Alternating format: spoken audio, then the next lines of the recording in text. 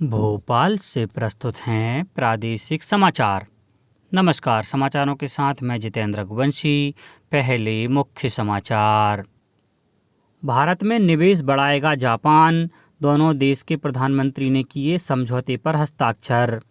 उत्तराखंड में सरकार के गठन की प्रक्रिया जारी, गृह मंत्री अमित शाह के निवास पर हुई बैठक।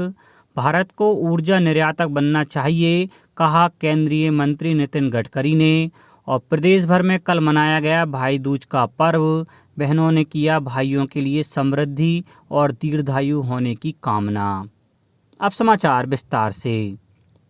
प्रधानमंत्री नरेंद्र मोदी और जापान के प्रधानमंत्री फूमियो किशिदा के बीच नई दिल्ली में हुई शिष्टमंडल स्तर की बातचीत के बाद 6 समझौते पर हस्ताक्षर किए गए। यह समझौते साइबर सुरक्षा, स्वच्छ ऊर्जा, बुनियादी ढांचा विकास और शहरी विकास से संबंधित हैं। प्रधानमंत्री नरेंद्र मोदी ने श्री किशिदा के साथ संयुक्त संवाददाता सम्मेलन को संबोधित करते हुए कहा कि जापान अगले 5 वर्ष में भारत में 3,20,000 करोड़ रुपए का निवेश करेगा। गृह मंत्री अमित शाह ने उत्तराखंड में सरकार गठन पर चर्चा के लिए राज्य के कार्यवाहक मुख्यमंत्री पुष्कर सिंह धामी और भाजपा अध्यक्ष जगत प्रकाश नड्डा के साथ नई दिल्ली में अपने आवास पर बैठक की। इस बैठक में मदन कौशिक, रमेश पोखरियाल निशंक और सतपाल महाराज सहित पार्टी के नेता भी मौजूद रहे।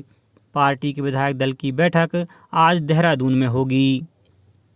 मध्य प्रदेश के शहरी एवं ग्रामीण इलाकों में 21 से 27 मार्च तक स्वस्थ बालक बालिका स्पर्धा का आयोजन किया जाएगा। इसका उद्देश्य नवजात शिशु से लेकर 6 वर्ष की आयु तक के बच्चों का पोषण स्तर बेहतर बनाना है। इस आयोजन में आंगनबाड़ी से छूटे 6 वर्ष तक की उम्र के बच्चों को भी शामिल किया जाएगा। इस बारे में महिला एवं बाल विकास विभाग के संचालक रामराव भोसले ने बताया कि स्पर्धा के दौरान श्रेष्ठ उपलब्धि वाले कर्मचारी आंगनबाड़ी कार्यकर्ताओं को पुरस्कृत किया जाएगा। कल विश्व प्रसन्नता दिवस की 10वीं वर्षगांठ थी। विश्व प्रसन्नता सूचकांक में 146 देशों की सूची में भारत 136वें स्थान पर है। यह जानकारी वैश्विक स्तर पर प्रकाशित एक रिपोर्ट में दी गई। इस रिपोर्ट में लोगों की खुशहाली को संतुष्टि, सकारात्मकता और नकारात्मकता के 3 मापदंड पर मापा जाता है। केंद्रीय सड़क परिवहन और राजमार्ग मंत्री नितिन गडकरी ने कहा है कि भारत को ऊर्जा आयातक की बजाय ऊर्जा निर्यातक बनना चाहिए। उन्होंने एथेनॉल, मिथेनॉल, जैव डीजल, इलेक्ट्रिक, हरित हाइड्रोजन को भविष्य का ईंधन बताया। श्री गडकरी ने यह बात मुंबई में भारतीय चीनी और इथेनॉल सम्मेलन 2022 को संबोधित करते हुए कही। उन्होंने कहा कि किसानों को गरीबी से निकालने के लिए अन्नदाता के बजाय ऊर्जादाता बनाना चाहिए। श्री गडकरी ने कहा कि ऊर्जा और विद्युत क्षेत्र की दिशा में कृषि का विविधीकरण समय की आवश्यकता है। उन्होंने कहा कि सरकार विमानन क्षेत्र में इथेनॉल का इस्तेमाल करने पर गंभीरता से विचार कर रही है। गौरतलब है कि चीनी मंडी समाचार और सूचना पोर्टल द्वारा चीनी और सहयोगी उद्योगों के लिए इस सम्मेलन का आयोजन किया गया है। केंद्र सरकार राज्यों और केंद्र शासित प्रदेशों को अब तक 183 करोड़ 52 लाख से अधिक कोविड रोधी टीके निःशुल्क उपलब्ध करा चुकी है। स्वास्थ्य मंत्रालय के अनुसार अब भी राज्यों के पास 17 करोड़ से अधिक टीके उपलब्ध हैं। मंत्रालय ने बताया कि केंद्र सरकार देश भर में कोविड टीकाकरण की गति और दायरे को बढ़ाने के प्रति संकल्पित है। इसके लिए राज्यों और केंद्र शासित प्रदेशों को अधिक टीके उपलब्ध कराए जा रहे हैं ताकि वे सुनियोजित तरीके से टीकाकरण कर सकें। भारत निर्वाचन आयोग द्वारा मतदाताओं को जागरूक करने के लिए राष्ट्रीय मतदाता जागरूकता प्रतियोगिता आयोजित की गई है। मेरा वोट मेरा भविष्य, एक वोट का महत्व जैसे विषय पर आयोजित प्रतियोगिता में भाग लेने की अंतिम तिथि बढ़ाकर 31 मार्च कर दी गई है। प्रतियोगिता के बारे में विस्तृत जानकारी भारत निर्वाचन आयोग की वेबसाइट से ली जा सकती है। केंद्रीय विद्यालय में पहली से 9वीं कक्षा तक के प्रवेश के लिए ऑनलाइन पंजीकरण अब 11 अप्रैल तक हो सकेंगे। राष्ट्रीय शिक्षा नीति के तहत पहली कक्षा में प्रवेश के लिए इस सत्र से बच्चों की उम्र को बढ़ा दिया है। नए नियम केंद्रीय विद्यालय की पहली कक्षा में बच्चे की उम्र 6 वर्ष होना चाहिए। कल विश्व गौरैया दिवस था। इस पक्षी के संरक्षण और इनके बारे में जागरूकता बढ़ाने के लिए प्रतिवर्ष 20 मार्च को गौरैया दिवस मनाया जाता है।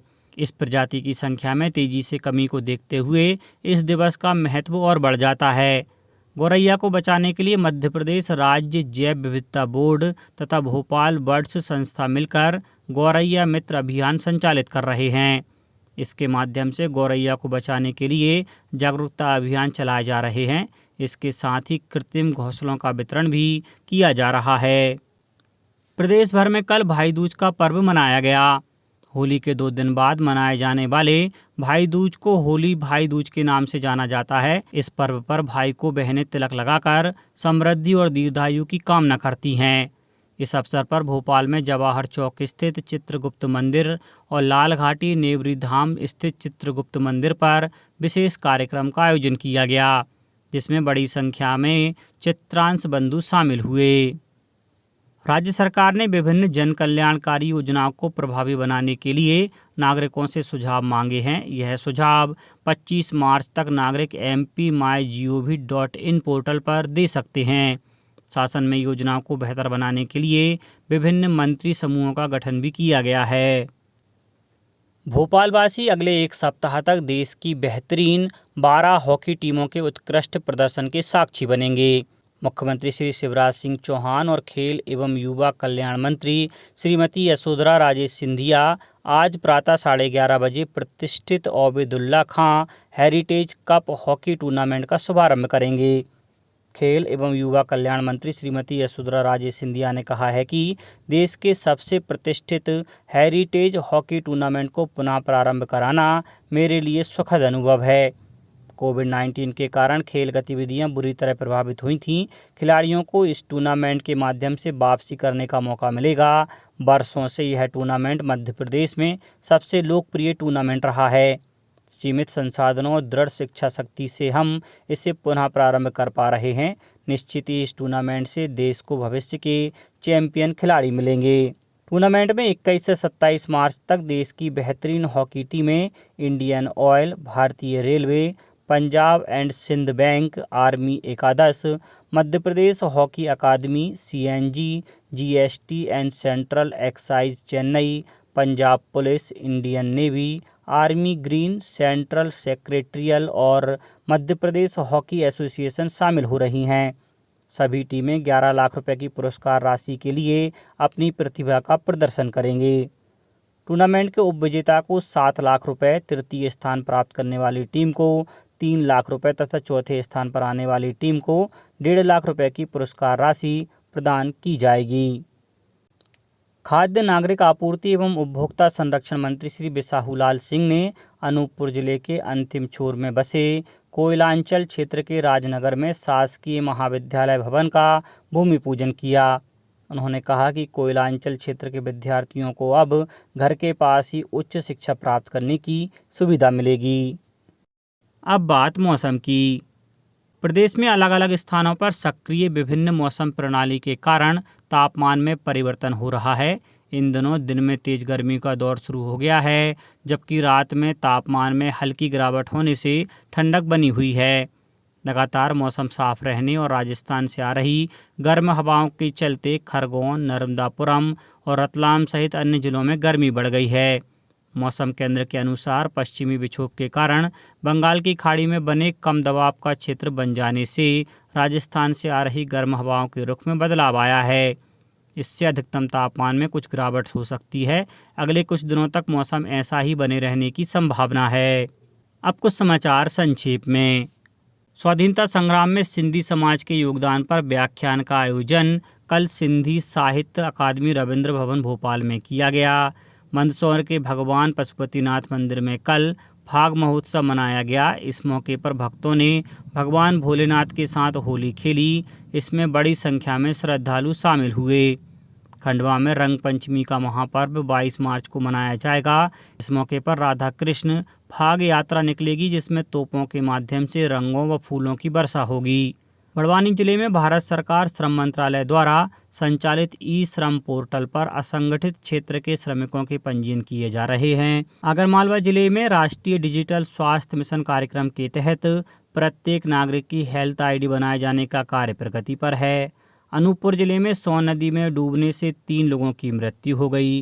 नीमच जिले में अंतर्राष्ट्रीय खुशहाल दिवस के अवसर पर स्वच्छता संबंधी आयोजन किए गए और बच्चों का उत्साहवर्धन भी किया गया।